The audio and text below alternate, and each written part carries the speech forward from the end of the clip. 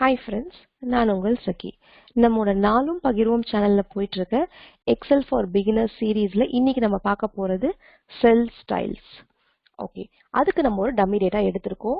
So இந்த data வந்து 8B கிளாஸ்ல இருக்கிற பசங்களோட மார்க்ஸ், இங்கிலீஷ் மார்க் எவ்வளோ, தமிழ் மார்க் எவ்வளோ, சயின்ஸ் மார்க் எவ்வளோ அப்படின்னு ஒரு டேட்டா போட்டு வச்சிருக்கோம். சரிங்களா?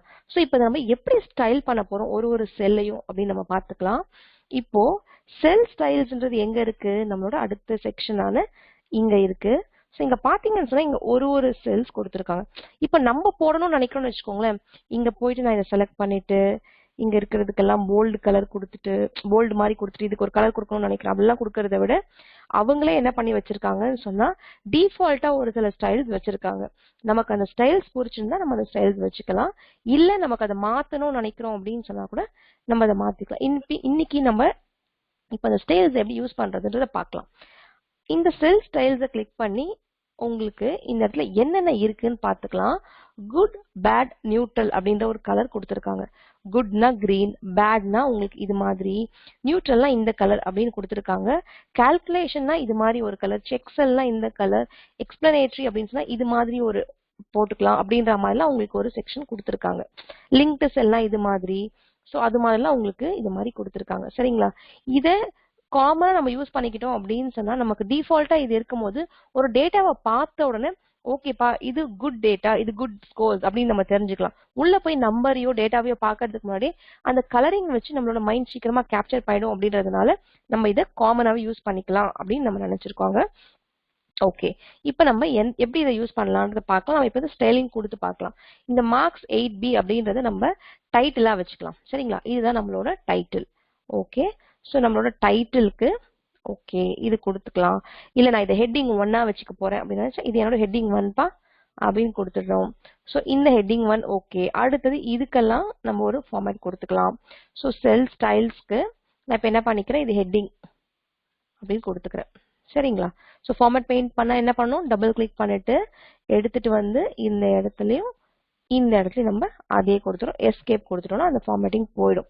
ஸோ இப்போ அடுத்தது நம்ம என்ன பண்ண போறோம் அப்படின்னு சொன்னா 50க்கு கீழே இருக்கிறவங்களுக்கும் நம்ம வந்து ரெட் போடலாம். இல்ல 50 கீழே இருக்கவங்களுக்கு மட்டும் ரெட் போடலாம். 50 நியூட்ரலா வச்சுக்கலாம். ஸோ 50 கீழே எங்க இருக்கு, 40க்கு நம்ம என்ன பண்ணிருக்கோம் அப்படின்னு சொன்னா பேட் கொடுத்துக்கலாம். 50 எங்கெல்லாம் இருக்கோ அதுக்கு நம்ம வந்து நியூட்ரல் கொடுத்துக்கலாம். சரிங்களா? 100 அப்படின்றது வெரி குட் ஸ்கோர். ஸோ அதை வந்து நம்ம குட் கொடுத்துக்கலாம். ஸோ எங்கெல்லாம் 100 இருக்கோ அங்கெல்லாம் நம்ம கொடுத்துக்கலாம். ஸோ இன்னொரு விஷயம் நம்ம இன்னைக்கு ஒரு குயிக் டிப் பார்த்துக்கலாம்.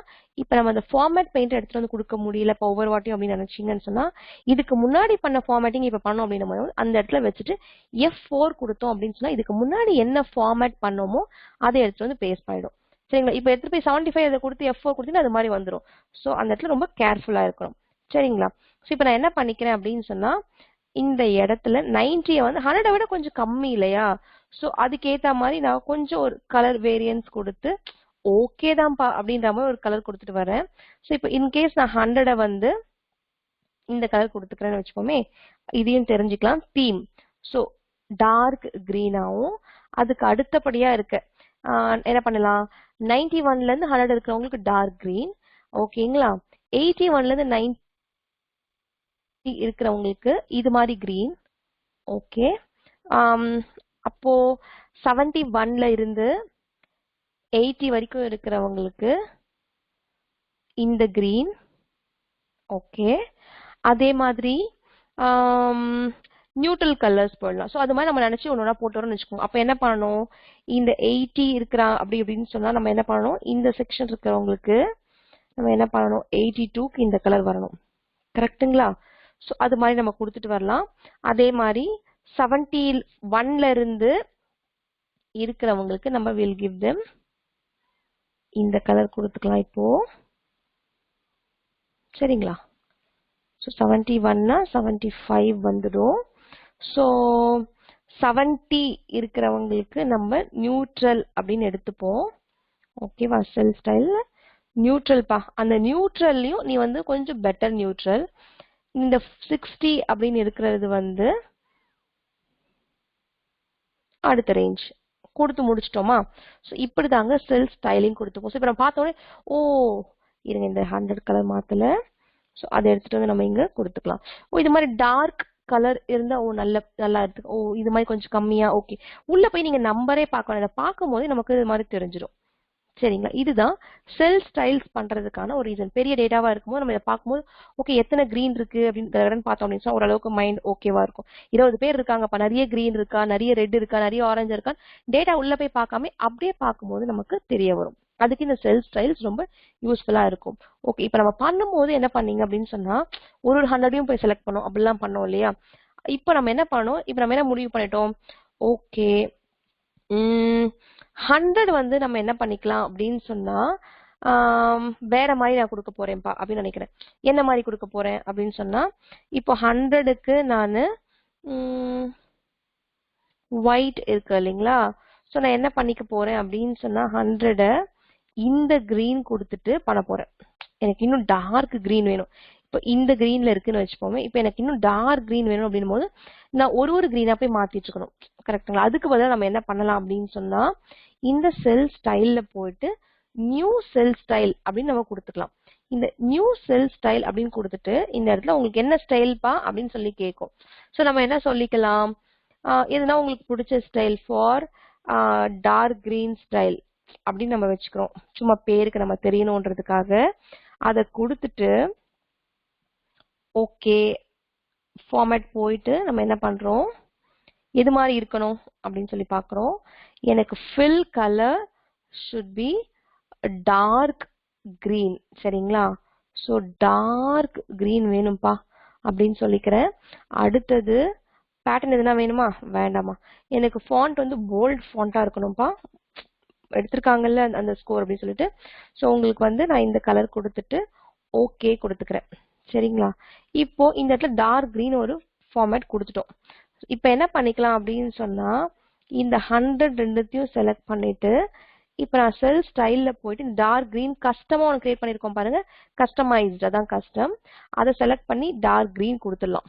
ஓகே ஸோ இந்த டார்க் கிரீன் நான் செலக்ட் பண்ணிட்டேன்னா வந்துடும். இப்போ எனக்கு மறுபடியும் நான் இப்போ என்ன நினைக்கிறேன் அப்படின்னு சொன்னா இல்லப்பா மாத்தணும்னு நினைக்கிறேன்னா இங்க வந்து மாத்தணும்னு அவசியம் இல்லை. நான் ஒரேடியா இந்த செல் ஸ்டைல்ல போயிட்டு இந்த டார்க் கிரீனை ரைட் கிளிக் பண்ணி உங்களுக்கு மாடிஃபை கொடுத்து ஃபார்மேட் கொடுத்து நான் இது என்ன பண்ணும் அப்படின்னு நினைக்கிறேன் அப்படின்னு சொன்னா இருங்க இதெல்லாம் டிஃபரன்ஷியேட் பண்ணுவோம். ஃபில் வந்து கிரீனே இருக்கட்டும். ஃபாண்ட் ஓகேப்பா. ஃபாண்ட்ல நம்ம என்ன பண்ணிக்கலாம் அப்படின்னு சொன்னா அது போல்ட் பண்ணி இட்டாலிக்கா எனக்கு கொடுக்கணும் அப்படின்னு வச்சுக்கலாம்.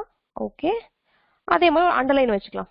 சும்மா இப்போதைக்கு நம்ம தெரிஞ்சுக்கிறது டபுள் அண்டர்லைன் வரணும் எனக்கு அப்படின்னு கொடுத்துட்டு ஓகே கொடுத்துட்டீங்க அப்படின்னு சொன்னா கொடுத்து பாருங்க. ஆட்டோமேட்டிக்கா எங்கெல்லாம் உங்களுக்கு அந்த ஃபார்மேட் இருந்ததோ மாறிட்டு இருக்கும். அதுதான் இந்த செல் ஸ்டைல்ஸ் கஸ்டம் பண்ணி வைக்கிறதுல உங்களுக்கு யூஸ்ஃபுல்லான ஒரு விஷயம். ஒரு தடவை கொடுத்துட்டீங்க அப்படின்னு சொன்னா அது எப்போ வந்து இது பெரிய டேட்டாவா இருந்ததுன்னு வச்சுக்கோங்களேன்.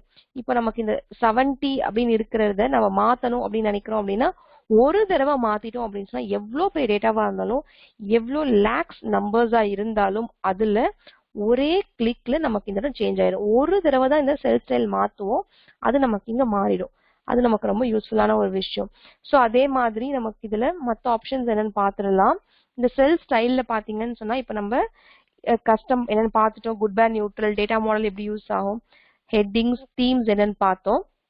கமா போட்டு வரணும் எனக்கு அப்படின்னு நம்ம செலக்ட் பண்ணோம் அப்படின்னு சொன்னா இங்க பாருங்க உங்களுக்கு இந்த நம்பரா ஃபார்மேட் பண்ணி விட்டுடும் அது. சரியா? அந்த 40க்கு பதிலா நம்ம ஓகே நம்ம இந்த டேட்டாவை மாற்ற வேண்டாம். ஸோ இப்போ நம்ம என்ன பண்ணிக்கலாம் 40 400 4000 40,000 நம்பர்ஸ் கரெக்டாக போடுறோமா? 1 2 3 4 5 இப்படி ஒரு நம்பர் கொடுத்துக்கலாம். சரிங்களா? ஸோ இதை செலக்ட் பண்ணிட்டு நம்ம இங்க என்ன பண்ணிக்கலாம் அப்படின்னா இந்த செல் ஸ்டைல்ல போயிட்டு கமா அப்படின்னு கொடுத்தோம் அப்படின்னா அந்த நம்பரை ஃபார்மேட் பண்ணிக்கும். நம்பர் ஃபார்மேட் பண்ணிக்கும். கமா அப்படின்னு கொடுத்தீங்கன்னு சொன்னா இங்க பாருங்க அதுக்கு ஏத்த மாதிரி உங்களுக்கு கமா வந்துடும். அதுதான் நமக்கு இந்த செல் ஸ்டைல்ல கமா. அதுவே நம்ம வந்து இப்படி கொடுத்தோம் பாருங்க. இங்க கொடுத்தா .00 வந்தது. இப்படி வந்தா அதை ஹோல் ஆக்கிடும். அந்த டிஜிட்ஸை எடுத்து விட்டுடும். இல்லப்பா இது வந்து கரன்சிப்பா அப்படின்னு நம்ம மாத்தணும்னு நினைச்சோம்னா கரன்சி பாருங்க டாலர்ஸ் டிஃபால்ட். நீங்க வேணா கரன்சி டைப் போயிட்டு நம்ம இதுக்கு முன்னாடி மாத்திருப்போம் ருபீஸ் போன செக்ஷன்ல பாத்தீங்கன்னா உங்களுக்கு தெரிஞ்சிருக்கும். ஸோ அது மாதிரி நீங்க ருபீஸ் மாத்திக்கலாம். ஸோ கரன்சி கொடுத்துட்டு இந்த கரன்சிலையும் நம்ம வந்து முன்னாடி இந்த பார்த்த மாதிரி இந்த இது மாதிரி ஒரு கரன்சி அப்படின்னு சொல்லி டிஜிட்ஸ் இல்லாம இருக்கணும் அப்படின்னு சொன்னா அதை மாத்திக்கலாம். சரிங்களா? அதே தான் உங்களுக்கு இப்போ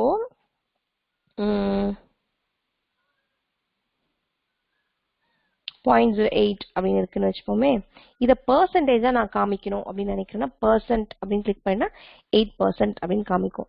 அதையே நம்ம வந்து அதை எடுத்து விட்டுட்டோம் அப்படின்னு சொன்னா இது வந்து நார்மல். இப்போ எனக்கு இது 8% வேணாம்ப்பா, இப்போ நம்ம என்ன கேட்கிறோம், இது எனக்கு நார்மலா காமி அப்படின்னு சொன்னா செல் ஸ்டைல்ஸ்ல வந்து நார்மல் அப்படின்றத நீங்க செலக்ட் பண்ணிட்டீங்க அப்படின்னு சொன்னா இது போயிடும். எனக்கு எல்லாத்தையுமே இப்ப நார்மல் ஆக்கணும் அப்படின்னு நினைச்சேன்னா எல்லாத்தையுமே செலக்ட் பண்ணிட்டு நான் செல் ஸ்டைல் போயிட்டு நார்மல் வந்துட்டேன்னா நம்ம ஸ்டார்டிங்ல எப்படி ஆரம்பிச்சோமோ அதே மாதிரி இடத்துல வந்து நம்ம நின்றுடலாம். சரிங்களா? இல்ல எனக்கு ஒரே ஒரு டேட்டா ஒரு டேபிள மட்டும் எனக்கு நார்மல் ஆக்கணும்ப்பா அப்படின்னு நினைக்கிறேன்னா அந்த டேபிள மட்டும் செலக்ட் பண்ணிட்டு நம்ம செல் ஸ்டைல்ல போய் நார்மல் அப்படின்னு கிளிக் பண்ணா அது மட்டும் நார்மல் ஆயிடும். ஓகேவா ஃப்ரெண்ட்ஸ்? இதுதான் இந்த செல் ஸ்டைல்ஸோட யூஸ்ஃபுல்னஸ். இது உங்களுக்கு புரிஞ்சிருக்கும்னு நினைக்கிறேன். பிடிச்சிருந்ததுன்னா இதை உங்க ஃப்ரெண்ட்ஸ் கூட ஷேர் பண்ணிக்கோங்க. நம்ம வீடியோஸ்க்கு ஒரு லைக் போடுங்க. நம்ம நாளும் பகிர்வோம் சேனலை சப்ஸ்கிரைப் பண்ணிடுங்க. நன்றி, வணக்கம்.